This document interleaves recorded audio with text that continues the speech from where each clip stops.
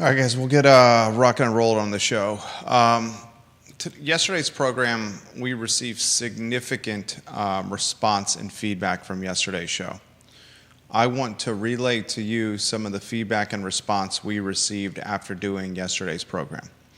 I want to spend today's show continuing the discussion from yesterday about how the Donald Trump victory will influence or impact or inspire. It's one of the three. They all have different meanings. Impact, perhaps in this case, has negative connotations. Influence has perhaps moderate connotations. And inspire has perhaps positive connotations. Yeah.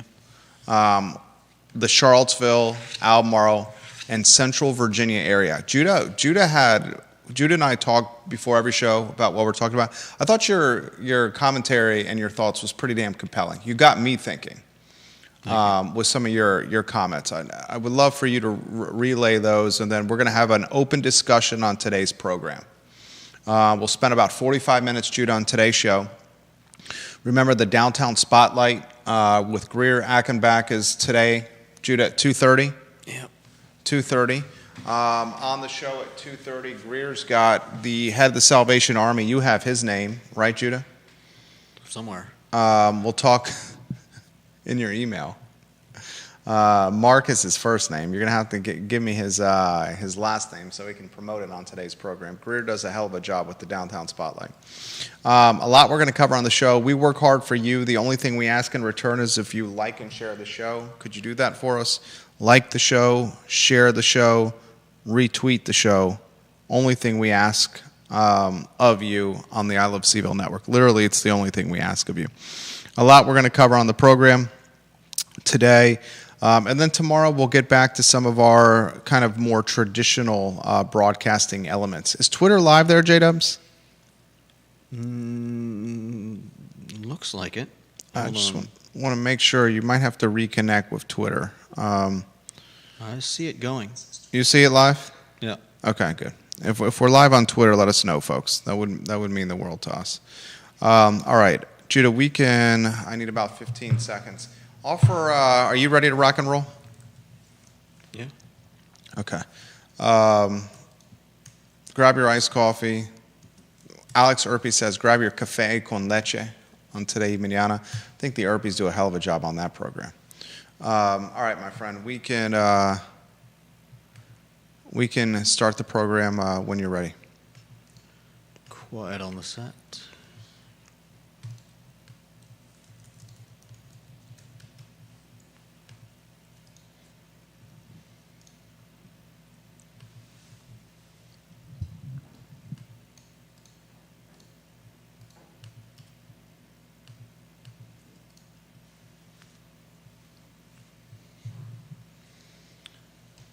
Good Thursday afternoon, guys. I'm Jerry Miller. Thank you kindly for joining us on the I Love CVille show. It's great to connect with you through the I Love CVille network. 48 hours and change removed from an election that is, depending on your voting preference or ideology, rocked, rattled, or riveted the Central Virginia voting community. Mm-hmm. Rocked, rattled, or riveted.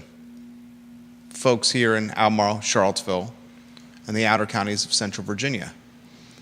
The region, Central Virginia, which is roughly 300,000 people, is so incredibly unique.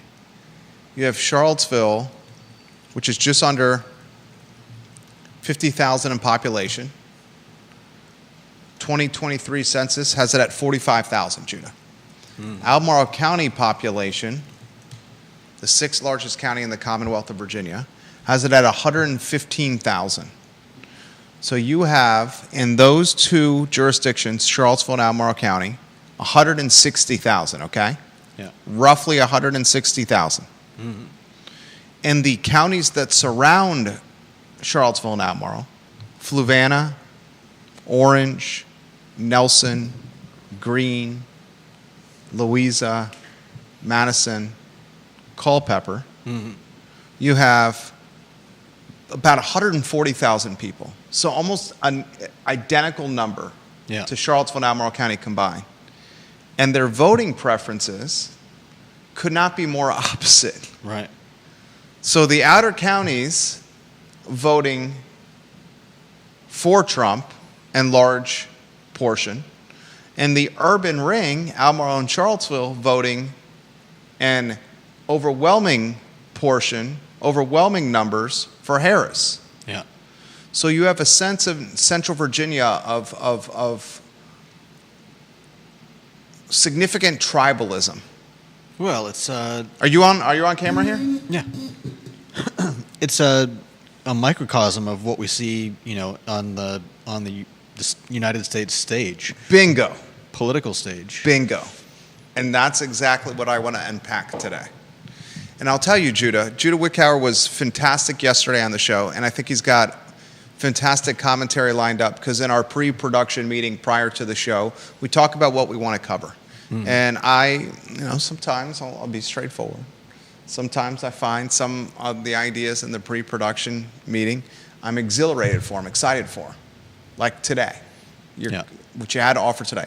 Some days I'm like, darn it, Judah, give me some value for the show, some content for the show. I'm lukewarm. There's only so much news. Lukewarm. Today I'm excited for. And it follows, ladies and gentlemen, Brian Lambert, Kevin Yancey, welcome to the program. It follows a show yesterday that we got significant feedback on. Some of the feedback points we received after yesterday's show, an incredibly well-watched show. I appreciate you having conversations that are difficult to have. I heard that from a lot of people. Yeah. I heard this from a lot of people. I appreciate you covering the presidential election and talking about Trump and his victory in an area like Charlottesville and Albemarle County that's so anti-Trump. Yeah. I appreciate you trying to localize a national election to Charlottesville and Albemarle County and how it would influence Charlottesville and Albemarle County in Central Virginia. Some of the points we highlighted on yesterday's show, it's going to inspire a lot of civic engagement and activity. I think Trump winning in Charlottesville and Albemarle County is going to get a lot of folks that are left-leaning, activist-leaning, socialist-leaning, even more involved with politics or first time involved with politics or more deeply involved with politics, either from a running standpoint or encouraging people to vote or a volunteering standpoint. Yeah. I think Trump winning and this red wave that's going to take the House and the Senate is going to have a significant impact on housing and real estate. You look at, as I said yesterday, job sites, and you see a lot of migrant and Hispanic workers. Out of curiosity, or maybe it's something we should follow up with a microscope, I wonder how the labor pool when it comes to construction and remodeling and development is going to be impacted by a stronger focus on border patrol and immigration and who's in the country. I think a good question to ask is how much of that labor pool is illegal? Right. It's a great question. Because there are certainly legal immigrants in our country who are working and It's a fantastic question. How much is illegal? As I said yesterday, I've got a neighbor, Hispanic guy, sweet guy, beautiful wife, great kid, and he's got a painting business, and they go to a local church, and I don't know how long his English is a little bit broken, but they're really nice people. Not everything. A lot of what we hear, especially heading into elections, is this kind of like this grandiose, this trying to pull at your heartstrings or push at your anger buttons, and it's not all like that. And we have a remodeling crew and a construction crew that works on our real estate holdings, a local entrepreneur, multi-generation entrepreneur tied to Charlottesville and Albemarle County, a registered voter in Charlottesville and Albemarle County, a Hispanic gentleman that does fantastic work for our holdings, that certainly has on his team very proficient and talented remodelers, but folks that are paid cash and are here in the country, Yeah. not above board legally. I'm curious to see how that impacts labor pools, the cost of labor. I'm curious to see how the tariffs on imports are going to impact cost of goods Yeah. as it applies to real estate, Yeah. as it applies to any sector of business. So today's show, we're going to spend a little more time on maybe some folks will call it the fallout or collateral damage of Trump winning. Maybe other folks will call it the tailwinds that are on the near horizon for the economy and for inflation Yeah. and for the next 4 years. Beauty is in the eye of the beholder. Everyone looks at it differently. One thing we can say with confidence and conviction is in our community right now, Central Virginia, which is 130,000 people, you have very close down the middle division. With Oh, yeah. Fluvanna, Orange, Nelson, Greene, Madison, Culpeper, Louisa, Mineral, Barbersville, these outer counties overwhelmingly voting red. And Albemarle County and Charlottesville City in the urban ring overwhelmingly voting blue. Yeah. And the sense of tribalism in Central Virginia, 300,000 people strong. I've been here 24 years. I've never seen this unfortunate nature of tribalism where you stick with your pack like we did in high school or middle school, where at the cafeteria we may have only ate with the same 8 to 12 people. The jocks sat together, the cheerleaders sat together, call them the nerds sat together. Yeah. Segregated. Segregated, aggregated. Self-segregated. Self-segregated. Saw that in college. Whether it was extracurriculars or performance in schools, whether it was sports, whether it was looks, where you grew up, the neighborhood you were in, self-segregation.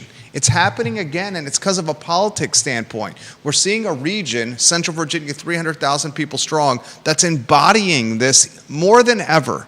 Yeah. I want to have this discussion today, and then tomorrow on the I Live Seville show, we will return to being your digital newspaper. We will return to talking about real estate and politics and sports and that Virginia basketball victory and a football team that may be on a 7-game skid to close the season, the impacts of UVA and gentrification and changing what it looks like to live here.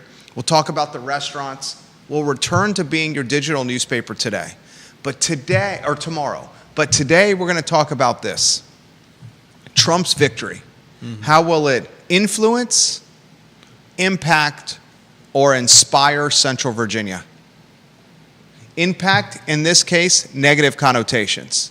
Influence, in this case, moderate or down the road connotations. Inspire, in this case, positive connotations, depending on how you vote. Offer the commentary you did in the pre-production meeting, which was fantastic. I was talking about the fact that I've already started to see whisperings, see discussions pop up where I think people who are less than excited with the change in presidency are talking about how they can get involved, and I think that's a great thing. I think more people getting involved in not just politics, but what's going on in your locality, in your area, is a good thing. So the fact that people are getting fired up about something, the fact that while they might not be happy, this has pushed them to start getting involved in their local politics. And as we were talking about tribes, I think some people are deciding that now is the time to shrink their tribe. Stop thinking about all of the United States, and start thinking about your own town or your city and what you can do to make changes there. Feeling that their vote didn't change anything, or because the vote went the other way. They don't want to end up with their hands tied doing nothing. And so they're going to do something. I think that's a good thing. I mentioned on yesterday's show, you get a red wave, other impacts it could have on housing. You may not see that 1 or 2 point drop in interest rates like a lot of folks were anticipating. Yeah. That's going to be rough. That's all going to happen at the same time that cost of goods may increase because of tariffs. Labor may increase. Hopefully he'll use tariffs more as a bargaining chip than as a hammer. Time will tell. Yeah. Time will tell. I did see a headline today on CNBC. Let me see if I can find that headline.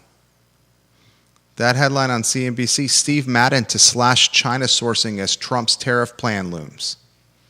I've heard, or I read something that said that a lot of, or not a lot, but some countries are starting to, with this change, decide to pull out manufacturing from China.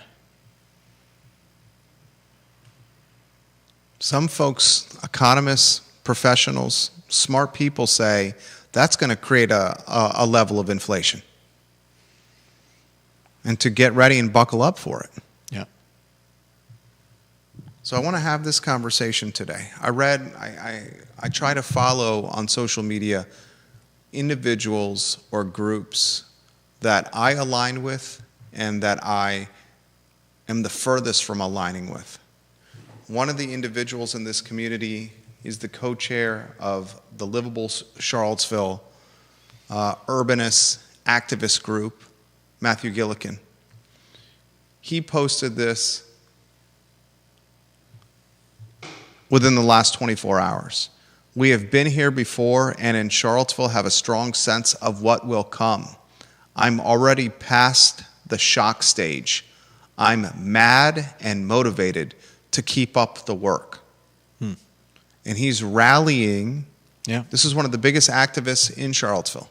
Yeah. Matthew Gillikin. Maybe the biggest. Now that Nakia Walker and Tanisha Hudson are more on the sidelines, Ziana Bryant's still in the activist, front lines. Yeah. Gillikin certainly on the activist front lines is rallying his troops by saying, I'm furious, I'm angry, I'm ready to get to work. Who's joining me? Mm-hmm. Supervisor Pruitt would fall in this category. Scottsville District, Albemarle County Board of Supervisors. He did a fantastic interview. I hope this is heard by Mike Pruitt. A fantastic interview this morning on Jay James's WINA talk show, talking about my former stomping grounds, the Rivanna Village in the Keswick area. And Glenmore, the neighborhood, 950 homes, expensive homes, yeah. Gated community. They fought to have Breezy Hill, a southern development project that was going to bring a lot of single-family detached homes right next to Glenmore. They organized, Glenmore did, strategized, and vocalized a not-in-my-backyard effort to squash Breezy Hill. Wow. I was privy to a lot of those efforts because we previously lived in the neighborhood. We lived there for 4 years before moving over to Ivy. Were they worried about construction vehicles? They were worried about traffic. They were worried about EMTs and fire and rescue being able to make it down the road because it's a 2-lane road. They were worried about congestion, quality of life, water, safety, all the usual. Maybe you call them dog whistles. Maybe you call them legitimate concerns. Yeah. Beauty is in the eye of the beholder. Pruitt's on the talk show this morning, and he's saying, hey, guess what? You Glenmore folks don't like it. But I'm going to lead a charge, and I'm going to be focused and intentional with my efforts to revamp what the Rivanna Village, that corridor around Glenmore, looks like. And it's going to be something that these wealthy folks may not like. Michael Payne, very much in that Pruitt camp from an ideology standpoint. How does he lead the socialists of Charlottesville? He's a key key member of that group. Yeah. Gilligan's a key member. Mm-hmm. They're past the point of, I called it yesterday, Trump sticker shock, and now at the point of furiousness and anger. It's the stages of grief. Is it postmortem? Postpartum. One of them is the struggles a woman goes through post-pregnancy. I believe it's postpartum. I know those struggles, not personally. Postpartum depression. Because my better half went through them with our oldest. Can affect both men and women. Okay, I'm not going to say it affected me. Because if I do, when I get home, I will be chastised and rebuked. So it's the stages of grief. And now the stage of grief is entered into the anger stage. And do you know what's following the anger stage in Charlottesville and Albemarle County? What follows anger? Action. There it is. Perfect word. You're on point today. Action. And because we're viewers and listeners of this talk show, and Judah and I follow you, the viewer and listener's lead, and our viewers and listeners, the most intelligent ones out there, we need to follow the stages of grief, sticker shock, anger, and action. And as intelligent people, we want to hedge our positions or strategically place our positions in this stages of grief fall of dominoes. Mm-hmm. What does the action yield? What does the action yield from an investment standpoint, from a politics standpoint, from a money standpoint, from a school standpoint, from a quality of life standpoint? That's what I want to talk about today. And your prediction prior to the show is you're going to see regional tribalism, Charlottesville, Albemarle County, Central Virginia, regional tribalism become more micro in its efforts. Where maybe it's a tribalism tied to Fluvanna. If you live in Fluvanna, you're focused on Fluco country. Yeah. Or Louisa, you're focused on Lion Nation. Or Orange County, you're focused on Hornet, your Hornet's Nest. Orange County High School is the Hornets. You may not have known that. Louisa County is represented by Bubba the Lion. They had a lion in a cage in the jungle at Louisa. When I was working at the Daily Progress, Doug Straley was the athletic director, and now he's the superintendent of Louisa County Public Schools. And he built, in conjunction with Mark Fisher, who has since passed away and is in heaven, they built an offense that was a single wing attack, and it galvanized Louisa County, where it was kind of like you would see in Varsity Blues or Friday Night Lights. The shopkeepers would have a sign in their window, "Our business is closed because we're at the football game." And everyone would drive and get to the stadium 4 or 5 hours before the actual kickoff to tailgate and party and booze it up, literally boozing it up at a public school parking lot. And then they'd go into the jungle at Louisa, 10 to 12,000 people strong. They had a fire-breathing lion. The Louisa County Lions did. They dropped the football prior to kickoff via a skydiver on the 50-yard line. The cheerleaders would push around Bubba the Lion in a cage. That's crazy. Prior to the game. And Louisa well. built a culture with Doug Straley and Mark Fisher that was second to none in the Commonwealth of Virginia. And I'll tell you what, you've never seen a rowdy in is it raucous? What's the word? Raucous. Raucous. Raucous. You've never seen a rowdy and raucous environment silenced to the point of hearing a pin drop until you've seen Bubba the live lion pushed around in a cage by 15 and 16-year-old cheerleaders, and then Bubba takes a crap in front of 12,000 people. You could hear a pin drop from the press box. True story. Saw with my own eyes. Okay. So is it going to become a level of tribalism that's specific, Judah, to the community you live and much less regional like it previously was? Is it going to be pockets of action? that are specific to the pockets the community member lives within or works within? Will we see the community become more divided than ever? Will we see less support for an 8-block radius we call the downtown mall because folks are more... I'm not sure if I follow that, but... less willing to support other jurisdictions because of politics. Yeah, we could see some of that. I think... we saw that post A11 and post A12. Tribalism is definitely not going away. I was introduced to, I think we talked about this, a word called othering by someone who then immediately made the mistake of acting in their own acting exactly the way they were explaining that we shouldn't be acting in othering, and I don't see that type of behavior declining anytime soon. Neil Williamson, president of the Free Enterprise Forum, says Breezy Hill was approved for one unit an acre, not an efficient use of the government scarcity known as the development area. I was actively involved in those Glenmore efforts where the neighborhood chopped Breezy Hill down into 1 unit an acre through public outcry and some would say bullying the Board of Supervisors. And this is the developmental area. How will it increase, how will it impact, influence, or inspire where folks choose to live? Interesting story. You ready for this? Mm-hmm. My parents, like many folks that are of a, what's my parents? They're boomers. Boomers generally tend to vote more moderate to conservative.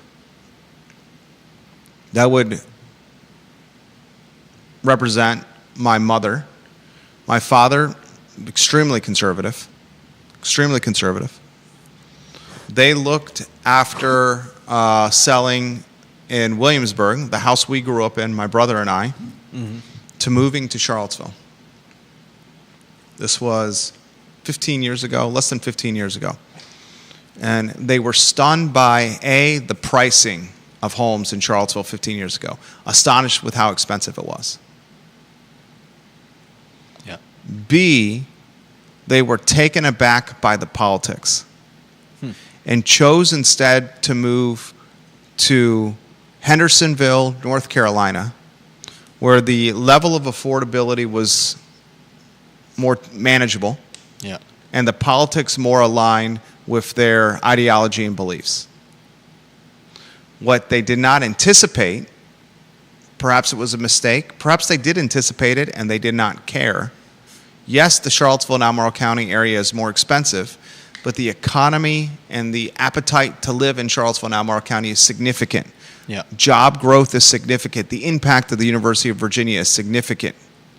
So had they have purchased 15 years ago, at this point, in particular, the locations they were looking at, their investment would have 2x'd, maybe Ballooned. 2.5x'd.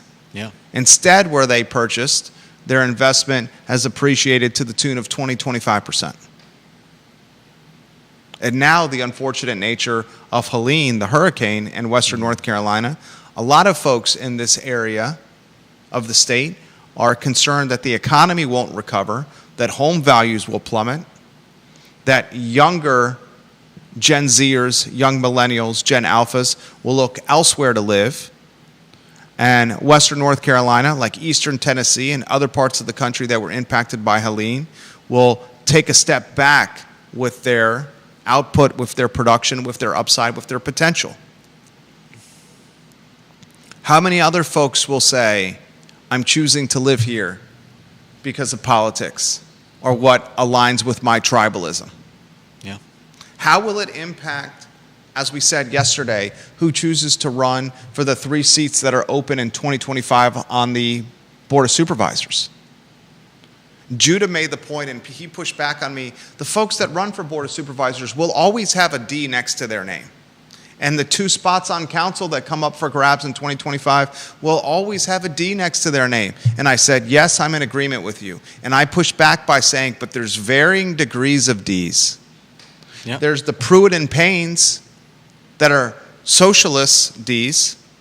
And there's the Moderates. moderate Ds like the Snooks and the Diantha McKeels. Yesterday, I saw it on Neil Williamson's Twitter account. Neil's watching the program. Love Neil Williamson. Diantha McKeel, Supervisor Jack Jewett District. She said from the dais, ADUs should not be by right. And she highlighted Diantha McKeel from the dais that ADUs should not be by right, and I am voting against, I will stand against ADUs being by right, and it's her words, because I'm concerned my district will be overpopulated by University of Virginia students with these ADUs. Matthew Gillikin grabbed a hold of that tweet from Neil Williamson, a tweet Neil Williamson put in the stratosphere, the digital universe, because he was astonished by Diantha McKeel's commentary on the dais.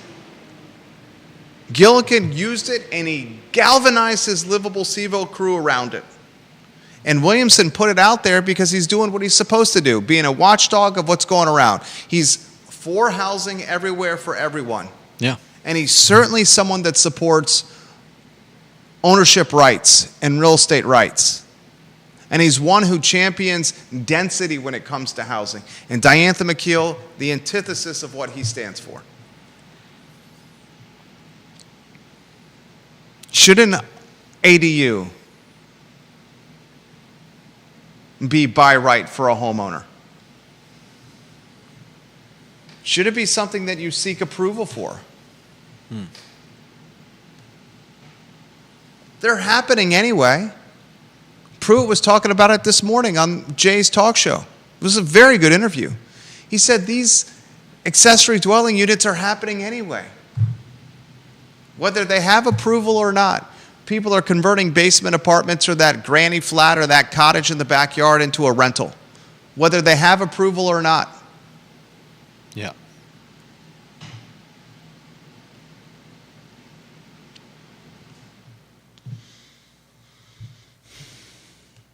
Fascinating time we live in. This is Brad Wilcox, the sociologist at the University of Virginia. This is a dream for Brad Wilcox.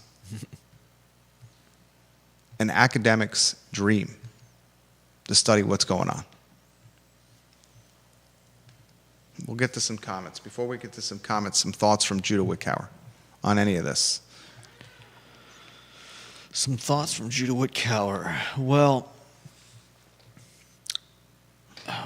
I think what worries me the most is that, again, I feel like we are getting farther and farther apart. We had the Erpies in here this morning for the wonderful Today y Mañana show, and I believe it was Xavier who mentioned the fact that it used to be that you could talk to your neighbor or your coworker or somebody passing on the street about who you voted for, and you could have a conversation about it.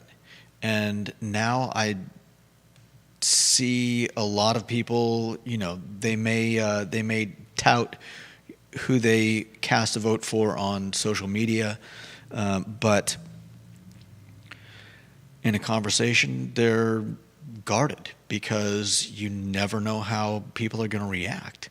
And I think it's insane that we have to be careful about telling someone that you voted because they might think that you voted for the wrong person. I mean, we've got half the country. When was the last time we had an election that was so massively unbalanced that nobody, that there was no chance that the other person was ever going to win? You're saying Trump won in a landslide. Is that what you're saying? No. I'm saying that going into the election, nobody was predicting that one side was going to smash the other. And in every election, whoever wins, it's rarely so much of a so much of a difference that, generally speaking, we're talking about usually 50% of the population and 50% of the population. So if you're going to go around saying that 50% of the population are, whatever you want to call someone for not agreeing with your ideology, that's terrifying to me. That's what I was talking about with othering. Othering is the act of splitting off, zeroing in on a difference and using that difference to dismantle a sense of similarity or connectedness between people. You're basically saying those people believe something that is so out of alignment with whatever morality, with your beliefs, that they're not even, essentially you don't even think of them as humans anymore, which makes it very easy to do terrible things like what happened when Nazis came to Charlottesville. Jeff Bogdan, I think this is a first-time commenter on the show. He said on the I Love CVille group, and this show airs on 15 social media channels or platforms at one time live.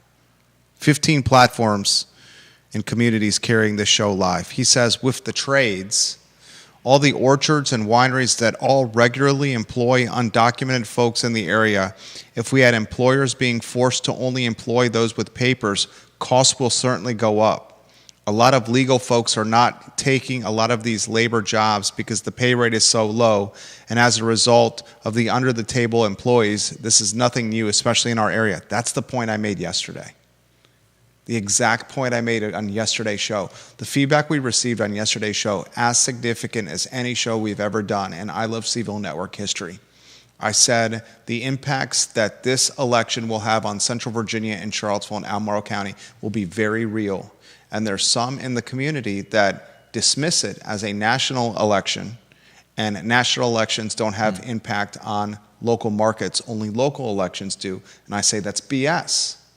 I said, and immigration reform is going to have significant impact on the labor pool locally in Charlottesville and Albemarle and Central Virginia. And I pointed to the wineries and the vineyards. I pointed to remodeling. I pointed to development and whole building. And I pointed to restaurants and back of the house and who's employed and who's paid cash under the table at a very low rate. Yeah. And I said if that is something that's truly reformed, the cost of labor is going to escalate, which is going to create a level of inflation because those increased labor charges or costs will be passed to the consumer through increased prices. Mm-hmm. I also said, and Scott Morris talked about this on his Facebook page. You see a red wave where it's a sweep of the House, the Senate, and the White House, and interest rates are not going to drop. And you're going to see that impact the Central Virginia market because those rates are creating unaffordability. Mm-hmm. Especially when a large portion of the Central Virginia market has rates that were secured during the pandemic of 2.5% loans or 3% loans or sub 4% loans. Why would they get off those sub 4% loans when it's over 7% right now? Yeah, we're still too close to that. They have massive stacks of equity, but they don't get off a payment that's under $2,000 a month. Mm-hmm. And that's going to create an inventory throttle. And an inventory throttle that happens at the very same time that labor goes up, that materials tied to real estate go up because of tariffs that are imposed, at the same time that rates don't drop, and you have a perfect storm of unaffordability. Mm-hmm. And increased inflation. A perfect storm that happens at a time of increased tribalism, increased not in my backyard, increased activism, all catalysts, all catalyzing at the same time. Mm-hmm. 2025 is going to be very interesting in Albemarle, Charlottesville, and Central Virginia. No doubt. I'm curious to see who chooses to get on their horse and say, I'm going to announce my push for these 3 spots on the Board of Supervisors. Remember, Supervisor Pruitt, I believe he's watching the program. Supervisor Pruitt, I want to say this again. You did a hell of a job on the morning interview today. I was very impressed. He's a very fresh perspective on Albemarle County's board as an attorney that's fair housing advocate. That's what he does. If Supervisor Pruitt is able to get, with these 3 other spots that are on the board that are coming up in 2025, other like-minded I was just going to say, ideologies with him, you could have a shift in what Albemarle does. Or are you going to see the tribalism get even stronger, where so many pound their chests and say, no, don't expand the development area? I personally am one that utilizes this platform and says the development area should not be expanded until it's fully developed. I learned from Neil Williamson yesterday that the development area, which is 5% of Albemarle County for commercial and residential real estate, has 7% left. is 7% still undeveloped. So 93% is either developed or cannot be developed. The topography is not there. Or it's already developed. There's still 7% left to go. Why would we consider expanding the 5% if there's still 7% left to go? And I'll tell you another thing. I find this pickle, this tomato, this chicken and egg conundrum very fascinating.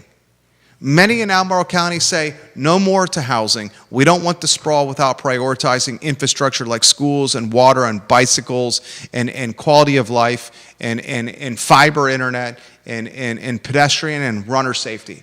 That's the argument utilized against housing development, right? Some people call them dog whistles. Other people call it common sense. I call it common sense, right? I'm of the mindset, if a vast portion of the community does not want the additional development, then that's democracy. Others are of the mindset, how can the people that don't live here combat the people that live here with ideology if they don't have housing to live here? How can they have a voice? How can they have a voice? If they can't buy a house? And I don't buy that. I think that's a bogus argument. I think it's a bogus argument. Because the person that lives here, that's paying the taxes, sending their kids to school, running businesses that are paying taxes on their house, paying taxes on their car, paying taxes on their businesses, paying taxes on their employees, shopping locally and keeping the money in the community, choosing to pay more to support local merchants and doing it online, those voices should be prioritized over the voices that do not live here.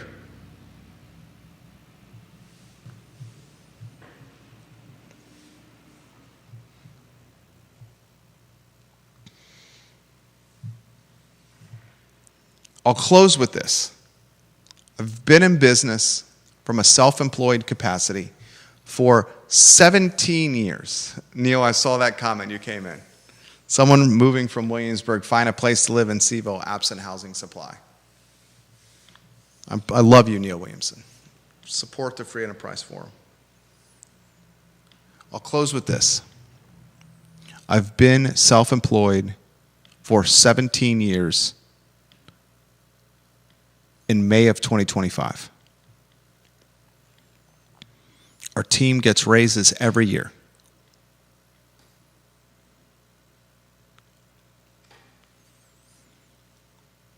In those 17 years, we've gone from a business that was tied to an advertising agency where we helped clients utilize strategic branding and advertising techniques to gain market share.